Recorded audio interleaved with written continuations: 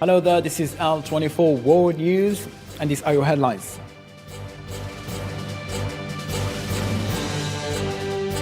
Algeria renewed its readiness for the upcoming Arab Summit and began handing over official invitations to the countries participating in the summit.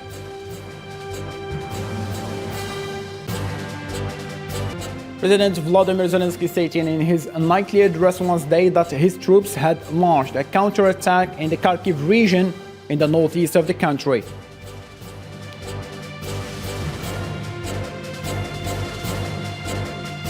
UK Prime Minister Liz Truss on Thursday announced a broad stimulus package to help Brits with soaring energy bills and attract investments into the energy sector.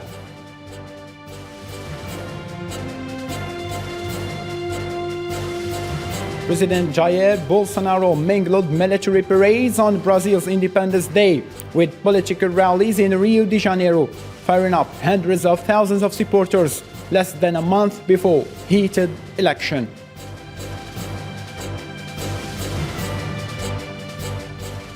Hello again and welcome. I'm your host, Abdurrahim Kashur, and those were today's top stories. First, in our topical news, Algeria renewed its readiness for the upcoming Arab Summit and began handing over official invitations to the countries participating in the summit, foremost of which is Palestine, which Algeria first invited in order to demonstrate the central interest the Palestinian cause will occupy in the agenda of the summit next November. With the Arab Summit approaching, Algeria began handing over the official invitations to the leaders of Arab countries. The state of Palestine was Algeria's first stop to open invitations of the Arab Summit, as Palestinian President Mahmoud Abbas was the first to receive the official invitation addressed by President Abdelmajid Tebboune.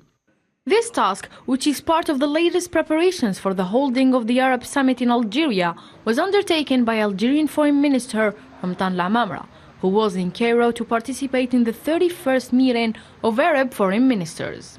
The President of the Republic, Abdelmajid Tebboune, renewed Algeria's permanent commitment to support the legitimate rights of the Palestinian people and his country's aspiration to the active role of Palestine in the success of this important summit.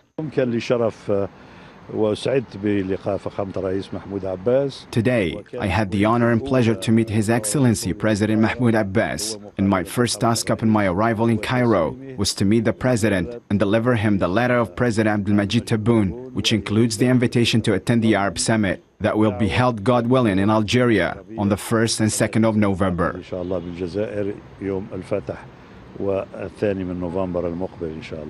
The Arab Summit in Algeria will also witness a qualitative presence of Arab leaders. Egyptian President Abdel Fattah al-Sisi has also received an official invitation from his Algerian counterpart to participate in the summit.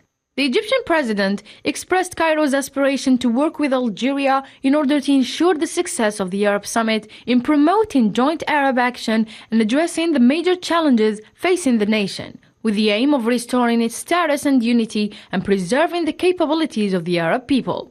Algeria is aware of the importance of unifying the Arab ranks in light of the current circumstances. Therefore, it ensures that this summit is held with the appropriate conditions for its convening and concludes with outputs that meet the objectives of the Arab states. Sitting in Cairo during the proceeding of 158th session of the Council of the Arab League at the ministerial meeting in Cairo on Tuesday, the head of the Algerian Diplomacy Minister, Mr. Ramtan Lamamra, expressed his great satisfaction and the level of support expressed by the Arab states. Mr. Lamamra presented the results of the consultation conducted by the Algeria within the framework of the Arab Summit preparations and its stance regarding the latest development in the Arab nations. In the same line of thought, the special envoy in charge of the issue of the Western Sahara and Maghreb countries at the Algerian Ministry of Foreign Affairs and National Community Abroad, Mr. Ammar Blani, stated Wednesday that information circulated by the American media about the Arab League Council meeting is completely flimsy and an attempt to make fake victories for the regime. Hussein Burkan. Another failed attempt of the Moroccan regime to disrupt the holding of the Arab Summit in Algeria November 1st. disregarding all professional ethics. The official Moroccan news agency distorted the content of the recommendations of the Arab League Council meeting in Cairo, which was described by the special envoy of Western Sahara and the Maghreb's countries, Ambassador Ammar Bilani, as an attempt to make fake victories for its regime. Ammar Bilani highlighted in this context that the content of the regulation regarding Iranian interference in the internal affairs of Arab countries did not refer at all to the Polisario Front, recalling that the Algerian delegation had included in the official document that Algeria always calls, in the face of danger and classification of terrorists and separatist organizations, to respect international legitimacy and UN regulations within the framework of respect for sovereignty and independence of states. Algeria also called for coordinating international efforts to confront the phenomenon within the framework of the United Nations strategy, respecting the rules of international legitimacy and the right of people to self-determination. According to the list of the last 17 non-self-governing territories identified by the United Nations related to decolonization, the Algerian delegation insisted also that what was described as separatist terrorist elements concerns only the element classified as such by the United Nations, and that the borders referred to are those internationally recognized. A pathetic attempt, to say the least, from a desperate regime that tries to distract Moroccans from its miserable failure and undermine Algeria's international efforts and its heavy geopolitical position in the region on the basis of false justifications that the regime is accustomed to. Nigerian Oil Minister Tampere Silva said that Nigeria will be able to send more liquefied natural gas to Europe by next winter. Silva said security problems are delaying more gas deliveries for the time being, but Nigeria will build a pipeline to transport Nigerian gas through Algeria to Europe. Silva said Nigeria will soon make the final decision on investment to build infrastructure, adding that the project is likely to cost more than $10 billion. We have reserves which reach 260 billion cubic feet, and we produce 8 billion cubic feet of gas daily, and we're willing to increase production to 12.2 million cubic feet. We see Europe as a large market that we can sell gas to because of the current energy crisis. So we're developing gas reserves which have not been modernized yet. We're concentrating during this contract on developing gas supply, as a large amount of this gas is directed to Europe, as we are building a pipeline that reaches Europe via Algeria. We're partners with Algeria to build this pipeline. The U.S. Secretary of State for Defense announced Thursday that United States will deliver to Ukraine a new military aid of $675 million, praising the success of allies on the battlefield. The announcement was made by U.S. Minister Lloyd Austin at the U.S. Ramstein base in Germany, where Kiev's allies are meeting to coordinate the support. Now we're seeing the demonstrable success of our common efforts on the battlefield. And every day we see the resolve of the allies and partners worldwide who are helping Ukraine resist Russia's illegal, imperial, and indefensible war of conquest. Ukrainian President Vladimir Zelensky said on Wednesday that Kiev forces had recaptured several localities in Kharkiv region of the northeastern Ukraine from Russian troops. Observers have reported in recent days of a supposed breakthrough of Ukrainian forces in the Kharkiv region, without this information being verifiable from independent sources. Цього тижня маємо хороші новини з Харківщини. This week we have good news from Kharkiv region.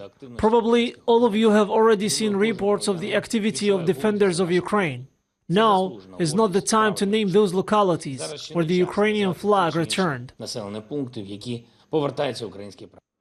The United States accused Moscow of committing a war crime on Wednesday by forcibly deporting Ukrainians to Russia, and said it has information that members of President Vladimir Putin's administration are overseeing so-called filtration operations. U.S. Ambassador to the United Nations Linda Thomas-Greenfield told the UN Security Council that estimates from a variety of sources including Moscow, indicates that Russian authorities have interrogated, detained, and forcibly deported between 900,000 and 1.6 million Ukrainians to Russia. Estimates from a variety of sources, including the Russian government, indicate that Russian authorities have interrogated, detained, forcibly deported between 900,000 and 1.6 million Ukrainian citizens from their homes to Russia, often to isolated regions in the Far East. And I want to be clear, the United States has information that officials from Russia's presidential administration are overseeing and coordinating these filtration operations. And we're further aware that Russian presidential administration officials are providing lists of Ukrainians to be targeted for filtration and receiving reports on the scope and the progress of operations. To United Kingdom now, the newly elected British Prime Minister Liz Truss stated that she would set out plans to tackle soaring energy bills on Thursday, but would not impose windfall tax on energy producers, with borrowing instead set to increase to fund the costly intervention. Samaya detailed the story in this report. British newly appointed Prime Minister Liz Truss revealed her first plan to tackle Britain's very serious energy crisis while still slashing taxes, ruling out imposing a windfall levy on oil companies to pay for her plans to offset the soaring cost of heat and electricity. Well, I understand that people across our country are struggling with the cost of living and they're struggling with their energy bills. And that is why I, as Prime Minister, will take immediate action to help people with the cost of their energy bills, and I will be making an announcement to this House on that. Truss rebuffed opposition calls for a new windfall tax, even as she refrained from explaining how she would fund the plan meant to help the public pay energy bills skyrocketing, which followed the military operation in Ukraine and the economic aftershocks of COVID-19 and Brexit. Truss's first session of Prime Minister's questions was a strong note that she would set out a plan to help with immediate prices crisis to enable the British suffering population of getting through this winter, as well as bolstering Britain's long-term energy security. And giving people certainty to make sure that they are able to get through this winter and be able to have the energy supplies and be able to afford it. But we can't just deal with today's problem. We can't just put a sticking plaster on it. What we need to do is increase our energy supplies long term. And that is why we will open up more supply in the North Sea, which the Honourable Gentleman has opposed. She's expected to set out an economic intervention that could see the government spend as much as £200 million over the next 18 months to contain the energy prices. This government is moving immediately to introduce a new energy price guarantee that will give people certainty on energy bills. It will curb inflation and boost growth. This guarantee, which includes a temporary suspension of green levies, means that from the 1st of October, a typical household will pay no more than £2,500 per year for each of the next 2 years while we get the energy market back on track. Prime Minister Liz Truss has set out her plans to tackle the energy crisis amid soaring bills across the UK. Truss announced that she will be freezing bills at the £2,500 mark as the government plans to ease the impact of the rising cost of living. This new figure is around £500 higher than the current levels. However, the price cap is set to rise by 80% on October the 1st. And once that rise happens, the £2,500 figure will be around £1,000 below the Afghan price cap. Another U.S. congressional delegation is visiting Taipei as tension with China remain high over its claims to the self-governed island. The delegation, led by Florida Democrat Stephanie Murphy, met Thursday morning with the leader of this island, whose administration is still in tension with China over recognition and participation in international organizations. Congress should advocate for greater Taiwanese participation in international organizations. Taiwan has shown itself to be a responsible member of the international community, especially in public health issues, and it deserves to participate in international fora when appropriate. One of the most important things Congress can do right now is to deepen economic relationship with Taiwan, and in particular, by pushing for a high-quality free trade agreement between the U.S. and Taiwan. In the same line of thought, a group of French senators met Yu Chi-kan, the Speaker of the Parliament, in Taipei. This is the largest European delegation to visit the island since the Chinese military maneuvers in August. The delegation of 5 French parliamentarians is led by the Senator Cyril Pelvat, as this is considered the 4th visit by French elected officials in a year. Listen, as we have said repeatedly a number of times, France is a power with a presence in the Pacific, so we have our stakes in this region. Today we consider Taiwan to be a partner in the stability of the region. Albania severed diplomatic ties with Iran on Wednesday and expelled its diplomats after a July cyber attack that blamed the Islamic Republic, a move Washington backed while vowing to take action in response to the attack. Albania ordered Iranian diplomats and embassy staff to leave within 24 hours. On July 15, our country became the target of a heavy cyber attack on the digital infrastructure of the government of the Republic of Albania in a bid to destroy it, paralyze public services, and hack data and electronic communications from the government systems. The in-depth investigation provided us with indisputable evidence that the cyber attack against our country was orchestrated and sponsored by Islamic Republic of Iran through the engagement of 4 groups that enacted the aggression. The Council of Ministers has decided on the severance of diplomatic relations with the Islamic Republic of Iran with immediate effect. An official notice of the decision has been sent to the Embassy of the Islamic Republic of Iran, asking that all the diplomatic, technical, and administrative and security staff leave within 24 hours the territory of the Republic of Albania. The United Nations Nuclear Agency, the IAEA, reported on Wednesday that Iran continues with its nuclear program and increased in 3 months by almost a third, up to 55.6 kilos, its 60% enriched uranium reserves, a purity close to the level necessary to manufacture atomic bombs.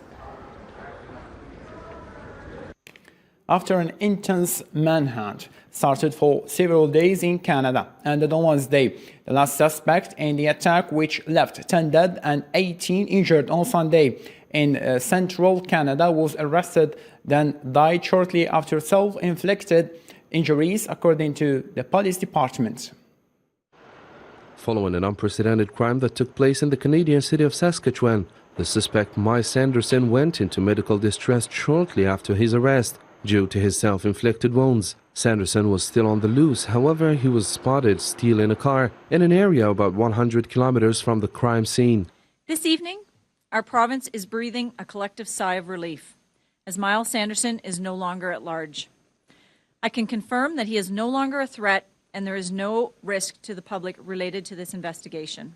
The first of the 2 brothers, Damien Sanderson, was found dead 2 days ago. The police is still searching for the exact causes of his death. According to some sources, Damien Sanderson was killed by his own brother, letting the police perplexed about the real cause of this event. For the first time, some bereaved families expressed themselves during the public meeting on Wednesday and planned to pay their respects to all victims in the coming days. I sit back and I watch and I listen and I watch these things on TV and I'm like, man, oh man, how did this happen to our family? Why did it happen? We have no answers.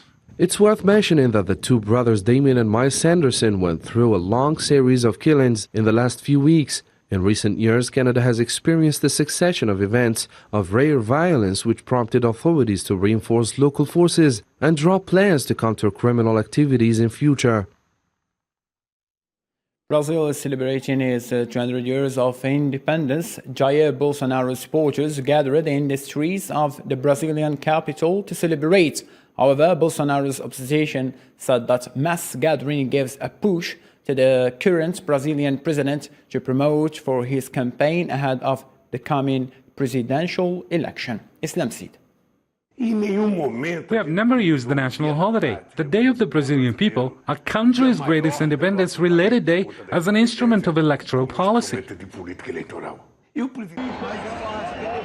Flags waving, people dressed in green and yellow flooded the streets of the capital and other major Brazilian cities celebrating Brazil's bicentennial anniversary. President Jair Bolsonaro calls Wednesday a chance to celebrate the nation's proud history. However, critics say he has transformed what should be a day of unity into a campaign event for the next month's election in the country. The Brazilian people that are taking the streets today are celebrating 200 years of independence and eternal freedom, just to highlight what is at stake, which is our freedom and our future. The armed forces were putting on a military displays in the capital and in Rio, with Bolsonaro attending alongside his wife and some officials waving to his supporters. We are here, and all these people wearing green and yellow, honoring the candidate Jair Bolsonaro, the person responsible for all this patriotism. He is the candidate that defends the family and the homeland. Despite the rainy weather, protests against the government of Jair Bolsonaro joined the cry of the excluded demonstrations, which for the past 28 years have been a popular counterpart to Brazil's official Independence Day celebrations. For 28 years, the cry of the excluded demonstration has taken place so that people can protest that independence is not complete in our country. Ahead of the presidential election, surveys showed Lula with 45% of voters' support against 32% for Bolsonaro in the first round of the election, scheduled for the 2nd of October 2022, compared with 47% and 32% respectively in the previous poll. Hundreds of Haitians took to the streets of the capital Wednesday against rising daily crimes and skyrocketing consumer costs. Demonstrators blocked streets and set fire to tires in the middle of the street as they demanded Prime Minister Ariel Henry's government to take the action against social unrest.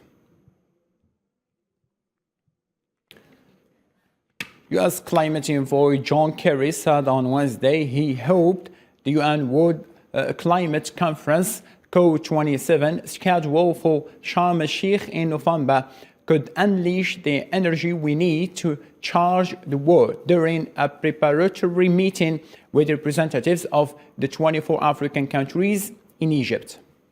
Friends, civil society, ladies and gentlemen. 20 countries equal 80% of all the emissions. 48 countries in sub-Saharan Africa altogether equals 0.55% of emissions. Now, no government in the world has enough money to effect that transition. So how do we do it? We have to bring the private sector to the table. We have to give the private sector the pathway by which we have bankable agreements, bankable deals, that then provide a revenue stream so you can finance much of this transition in the marketplace. Many say Pakistani local officials are ordering humanitarian relief as people must carry on without proper food or shelter. Citizens have complained that a large amount of the domestic and international aids have not reached people. This comes at a time when Pakistan's Prime Minister says the scale of destruction in his nation is unbelievable and has urged the public to donate generously and appeal to the international community to send more help. The French Public Prosecutor's Office said in a statement on Wednesday that no evidence has been found of a French armed forces involvement in Rwanda genocide. Rwandan President Paul Kagame had already accused Paris complicity in the bloodshed in which Hutu militias killed around 800,000 people in the country. Ever since the genocide, critics of France's role have said that former President François Mitterrand failed to prevent the massacres or even supported the Hutu-led government that orchestrated the killings.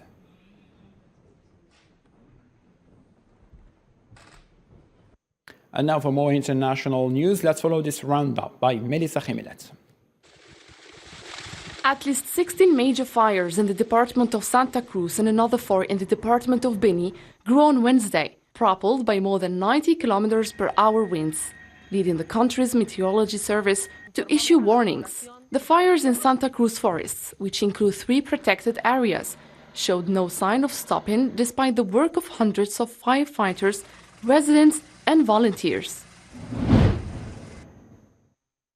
4 people were dead and 3 wounded after a 19-year-old man went on a shooting spree in Memphis, Tennessee. Police had warned the public to remain indoors until he was detained, after alerting them about an armed and dangerous man responsible for multiple shootings. So first, I want to reassure the community that 19-year-old Ezekiel Kelly is in fact in custody. This has been a horrific week for the city of Memphis and the Memphis Police Department. We extend our sincere condolences to all the victims who have been affected in this sequence of violent acts today. We want to express our sincere appreciation to our citizens who provided numerous tips throughout this ordeal. I would also like to thank the officers of the Memphis Police Department and other law enforcement agencies who assisted in the relentless pursuit and the successful arrest of Ezekiel Kelly.